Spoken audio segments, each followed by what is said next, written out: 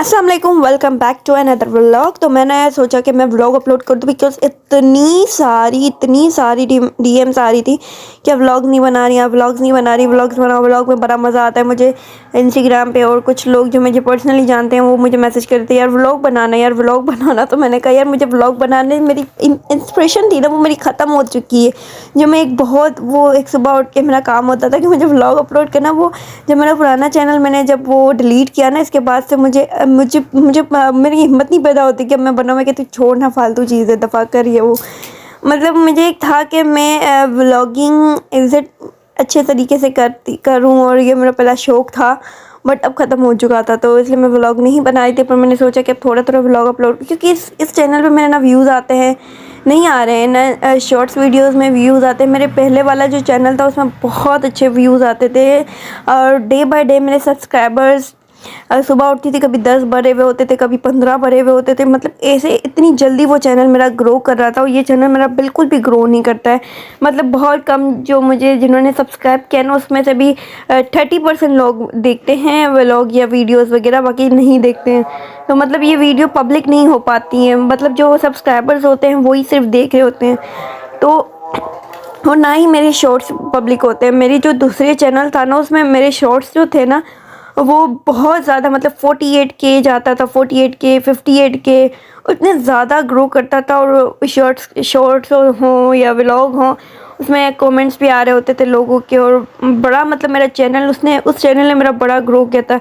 अब मेरी जो वो ईमेल आईडी थी ना, उस पर मेरा वो बन नहीं रहा था चैनल। मैंने न्यू ईमेल आईडी बनाई, फिर मैंने उस पर अपना चैनल स्टार्ट किया, क्योंकि बहुत ज़्यादा सबने कहा कि नहीं तू कर।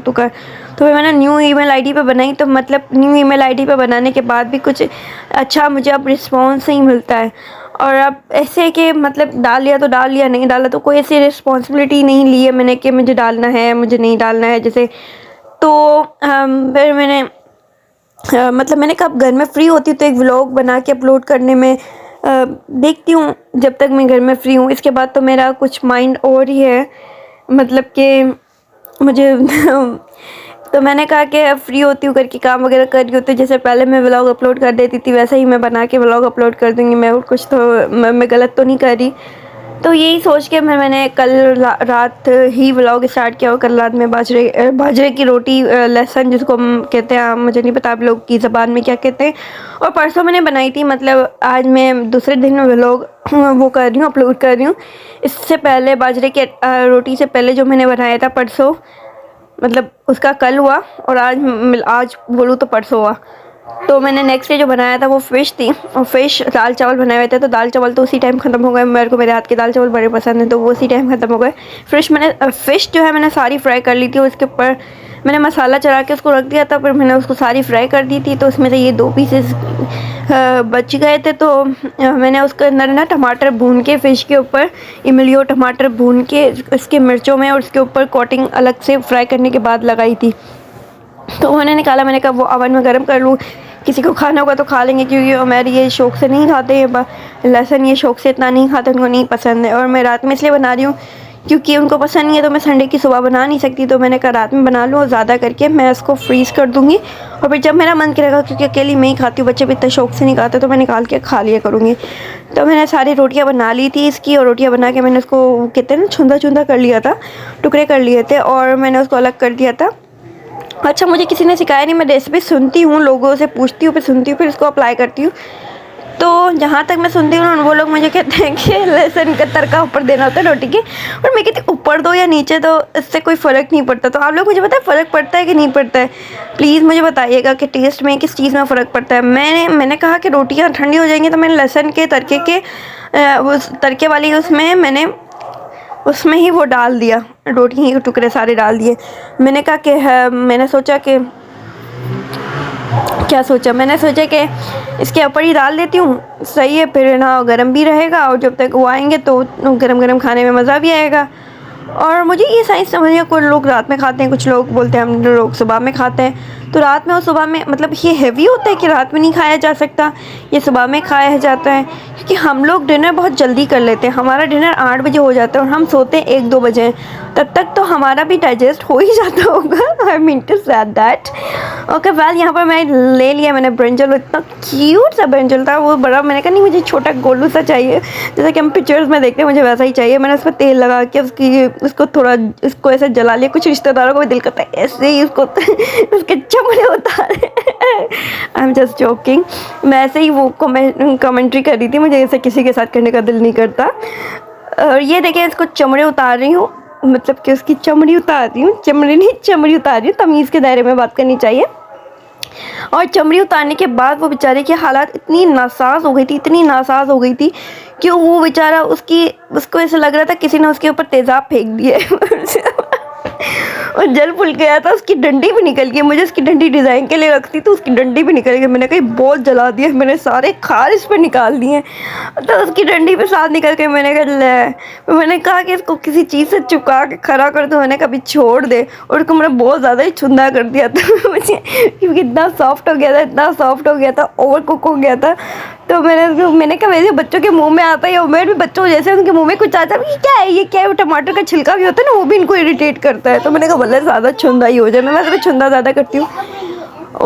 फिर उसको दही में वो फेंट के डाल देती हूँ। तो यहाँ मैं लहसुन को छीलना, लहसुन को काटना, छीलना नहीं, छीलने वाला दूसरा होता है, काटने वाला। तो ये ग्रीन गार्लिक को मतलब काटना इतना मुश्किल काम है, मुझे ऐसा लगता है कि मेरी आंखें जा चुकी हैं इसको काट काट के। रात से मैंने ये सीन शुरू किया था, फिर मैंने थोड़ा ब्रेक लिया, पूरी रात क्या सो गई। फिर दूसरे दिन नेक्स्ट डे ज़ोहर की नमाज़ पढ़ के फिर वापस मैं अपने काम में लग गई, टक टक टक टक टक टक कटिंग करना शुरू कर दिया, बारीक बारीक बारीक बारीक। मैंने कहा ये तो ख़त्म होने का नाम नहीं ले रहा है। वैसे मैं डार्क सर्कल्स के लिए टोट के कर रही हूँ और ये मज़ीद मेरा डार्क सर्कल्स बढ़ाएगा क्या।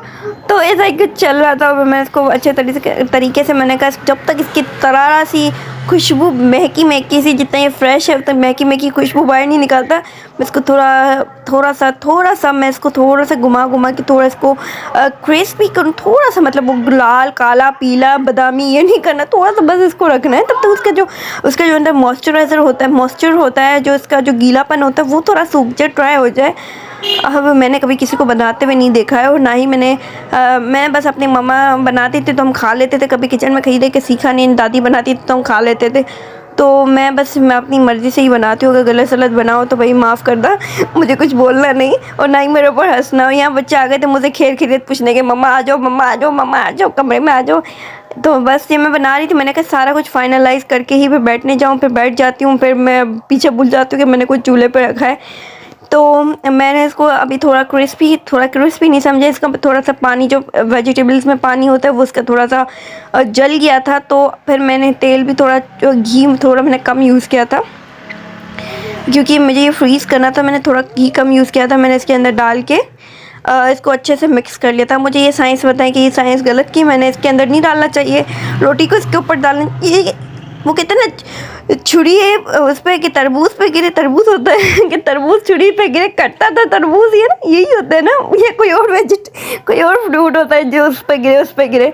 मुझे नहीं पता, मैं पढ़ती हूँ ना, ये मुहावरे बोलती हूँ ना, तो मेरे भी हंसते हैं मेरे ऊपर।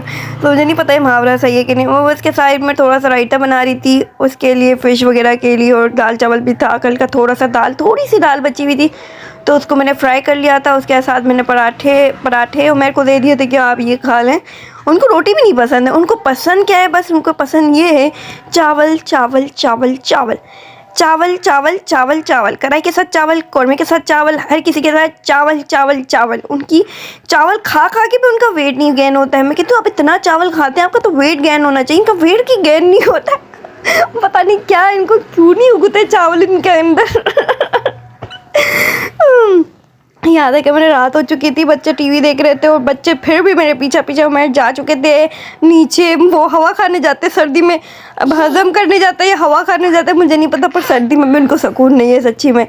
तो वो 2 घंटे के लिए गायब हो जाते हैं। तो मैंने सोचा जल्दी जल्दी मैं बर्तन धो लूँ। मैंने बर्तन धो लिए, बच्चों को दूध दे दिया और यहाँ पर मैंने मेथी दाना को भिगोया था। अब ये मेथी दाना रात को भिगोया क्योंकि कल जुम्मा है, कल तो नहाएंगे ना भाई, 2 दिन के बाद कल तो नहाऊंगी ना मैं।